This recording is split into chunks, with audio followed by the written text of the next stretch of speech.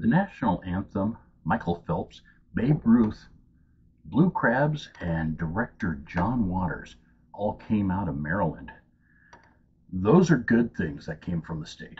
Joseph Metheny, not so good. And I wouldn't eat any of his food. Welcome back to another true crime. I am Sean. If you are new, welcome. If you've been here before, then I'm glad to see you came back. I'm trying something a little different now. Moved around a little bit, got a new camera. So let's see how that works. I'm trying to, do better for you and for myself. So if this is a little dark or if the sound is a little bad, I'm sorry. I'm still working on that. But that's okay. I've got director John Waters here watching over it. He's directing it today. So I do appreciate that from Mr. Waters. And in honor of him, I'm going to do the true crime of Joseph Metheny. So, Metheny was born March 2nd, 1955 in Baltimore, Maryland. He was only convicted of 2 murders, even though he's been claiming that he killed at least 13 people. His childhood was a neglected one. He had an alcoholic father, and his mother worked double shifts outside of the home. He and his other siblings had to fend for themselves. His dad died when he was 6, and he was often sent to live with other families. But of course, his mother has a different story, stating that he was never given to other families and that he was never neglected, but it's his own fault because she tried to provide him with a pretty good home life. When he turned 18, he decided to join the army. And it's unclear whether he went to Germany or Vietnam. He told his mom that he went to Vietnam, but everything else said that he went to Germany. This was in 1973, and America's involvement in Vietnam was almost pretty much over. So that's the reason they think that he mainly was in Germany. During this time, he became addicted to heroin. His mother stated that once out of the army, he drifted further away from her. She said that drugs were taking over his life and that he spent most of his times in the bar. He also lived in homeless camps and spent a lot of his money on cocaine, heroin, and liquor. Even though he had all of his issues, he still managed to get a girlfriend and have a son. He was working as a forklift driver on like a work site. His first murder was that of 39-year-old sex worker Catherine Magaziner in 1994. He buried her body at the work site that he was at, and 6 months later he decided to dig up her body, remove her head, rebury the body someplace, and then put her head in a box and dispose of it in the trash. Nothing else happened until 1995, when he came home from work and discovered that his girlfriend and his son were gone. Well, this enraged him that they left. So he started searching for them at halfway houses and under bridges, because at one point she was a derelict, kind of like him, living homelessly.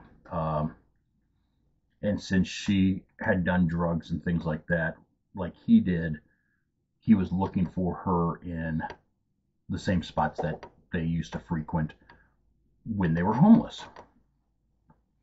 Under one of the bridges, he found two homeless men who he thought knew her, but they denied it, and he ended up killing them both with axes. With an axe, not killing both of them with an axe. After killing them, he noticed a fisherman and killed him, assuming that he saw the other two die. So he needed to cover his tracks.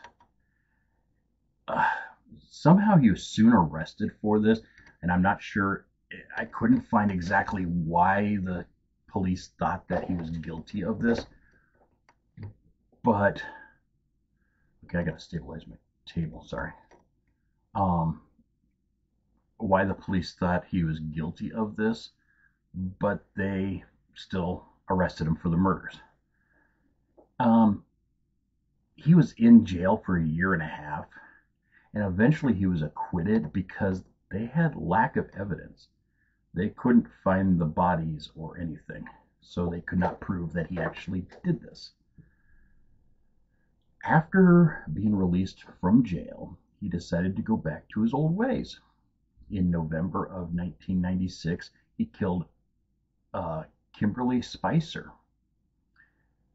And then in December, he kidnapped Rita Kemper on December 8th of 1996. After he attempted to sexually assault her, she refused him, and then he gave her drugs, trying to loosen her up a little bit. She eventually ran away from him, but he chased her. He beat her and then dragged her back to his trailer. He attempted to sexually assault her again, but she fought him off, and he told her he was going to kill her and bury her in the woods with the others. Well, she fought him off, and she ran away and found police. And in the research, I'm unsure why it took so long, because that was on the 8th of December. He was still out and free on the 15th of December when he was at work and asked a friend to help bury Kim Spicer's body. He had been hiding it in the factory site that he was working at, and wanted to get rid of the evidence. Well, his friend, of course, decided to tell the police, and he was arrested. Once he was arrested, he confessed to all the other murders. He told police that he was just a very sick person and needed to be arrested. He first led them to Kathy Magaziner's decapitated remains, and somehow parts of her skull were eventually found and identified with dental records. During all of his interviews and everything, he started to claim that he killed 10 other people besides the ones that he did kill. He stated that he would dump their bodies in the Patapsco? I hope. If I'm saying it wrong, I'm sorry. Patapsco River, but not all of them. Some of them he decided to turn into burgers. He said that he would mix them in with beef and pork and sold them at a roadside stand. Yum. For weeks, he said that he fed them to Baltimore folks as they stopped by his stand. It kind of makes you wonder about all those food trucks that are around. Is it really beef and pork that you're eating?